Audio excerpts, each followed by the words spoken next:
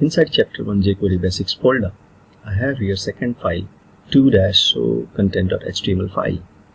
Here inside this HTML file, I have already loaded my jQuery library inside this first script tag.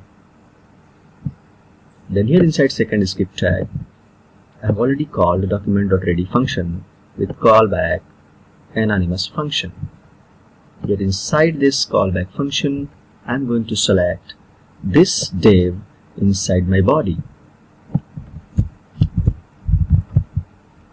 Selecting an element with tag simply requires passing the tag name inside this jQuery selector. So I'm going to say $div and then going to call .html method on this div. This HTML method will inject this h1 tag along with its content inside this selected div. So I'm going to pass here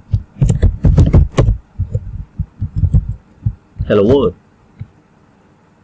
Run this file inside your preferred browser.